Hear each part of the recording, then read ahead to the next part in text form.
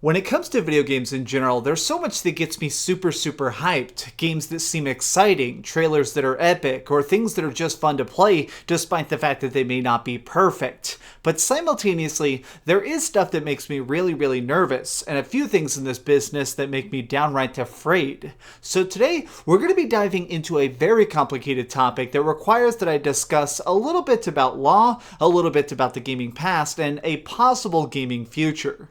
What's up, gamers? DreamcastGuy here, and one thing that I think a lot of us realize about this industry and what makes it different as an art form is that video games are very much for gamers. I feel like movies sometimes are aimed at everybody, and books are kind of just aimed towards anybody that'll pick it up. But video games are by gamers, for gamers. And what I've always found fascinating is we even try and self-regulate. I mean, when you think about something like the ESRB, so obviously whenever you pick up a game off any store shelf, they have these little ratings that say what age range is appropriate. Well, this is not a government agency. This is actually just random people that we as a business have selected to be basically the guardians of games. And what I find fascinating is that in general, these processes have worked in the past, but there's definitely about to be a giant shift that's taking place,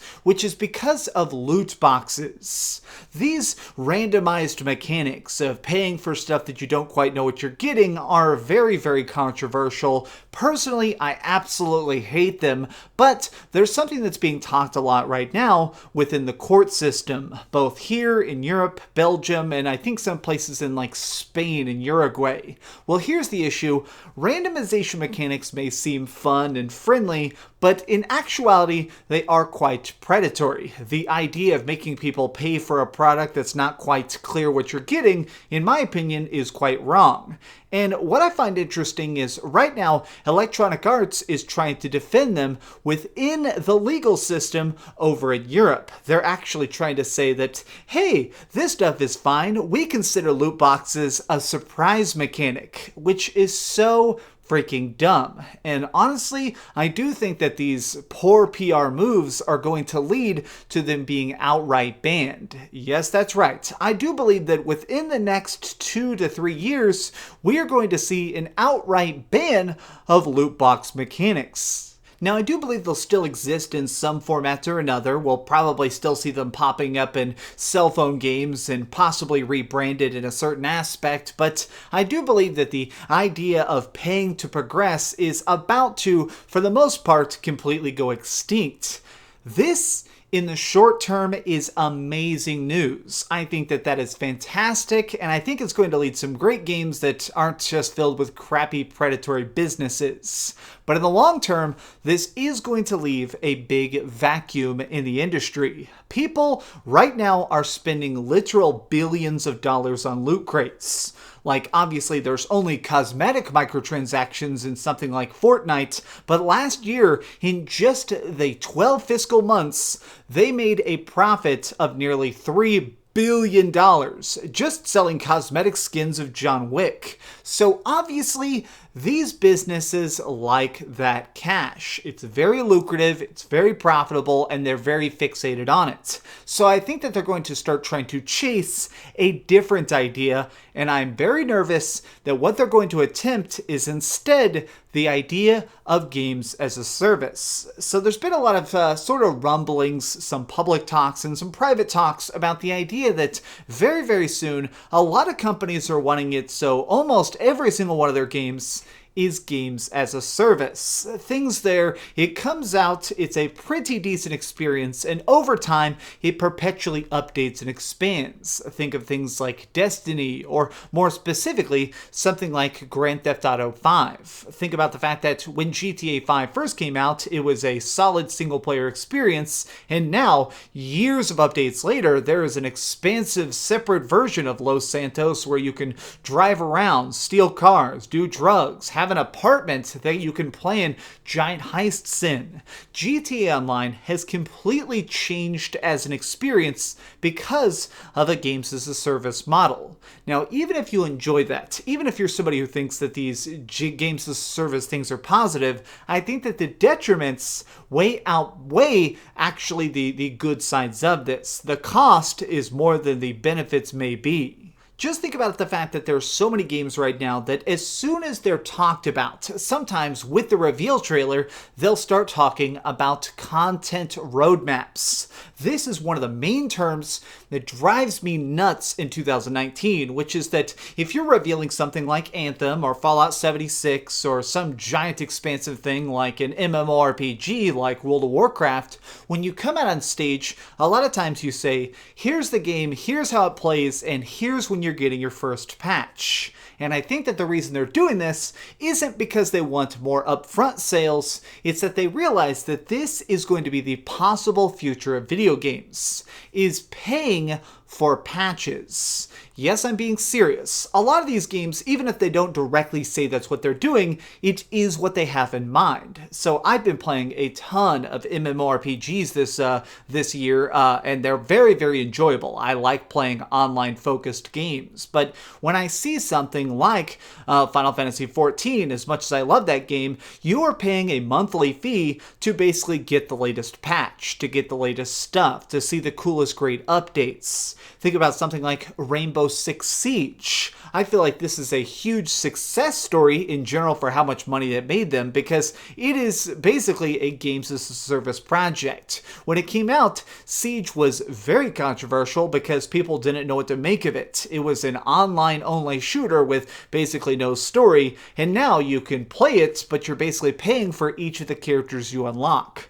The idea behind this is that you will play longer if you think you're doing something. You will play longer. You will spend more hours in each experience if you believe you're making digital progress. One of my major issues with the idea of content roadmaps and games as a service isn't the idea of paying for patches. My major fear is just the fact that these games are not made to be fun in the typical sense. They're made to be addictive. There's a term you maybe have never heard of called psychological engineers. This is a real position that exists at a lot of game companies where they're making big online experiences, and essentially these are psychologists who are trying to essentially program the game to be a nice balance of fun and boring. I mean, think about something like when you're playing a very big game, just anything online that takes hours and hours to play, like just Red Dead Online. When you're playing this, that means that you're trying to do missions perhaps you don't have fun with, that way you can get the unlockable that you will have fun with. I'll finish this job or help this character to get enough gold bars to buy a better horse, and then I can go faster and compete in these races. And to me, this seems like it is not even built on the precipice of enjoyment. They are no longer striving to make a game fun, they're striving to make the game deeper. They're striving to make it where you do not want to log out. And I think that more games are going to start to do this. And the reason this makes me scared and annoyed is that I don't think that it will improve certain experiences. Like, there's some talk right now about some sort of giant RPGs coming out next year. Maybe something like Fable. Now, if they come out with something like Fable, and it turns out that you basically get an opening chapter and some cool stuff that finishes off the story nicely, but you're supposed to keep playing it for months and months and months and months to get the full experience, that to me is detrimental to gaming in general. I mean, one of the biggest things I'm nervous about is the Avengers project. The game developers have said very, very clearly that the idea is that you're going to go in and play as the heroes and do these missions and have a single-player story that can't be played co-op, and then later on, there's going to be a huge, expansive, online-only experience that's the primary focus. The games as a service aspect, where you're possibly going to make your own hero, level them up, and do missions as them. That way you can get, like, the superpowers you like, and then actually save better civilians or something. It's not about telling you a story, it's not about getting you into it, it's about trying to make the game addictive enough that you don't want to play other stuff. Also, they can sell you the next big update. Now, I think that these games can exist. I'm not saying that all of them are downright bad. I mean, right now I'm extremely hyped for the Shadowbringers expansion that's about to come to Final Fantasy XIV.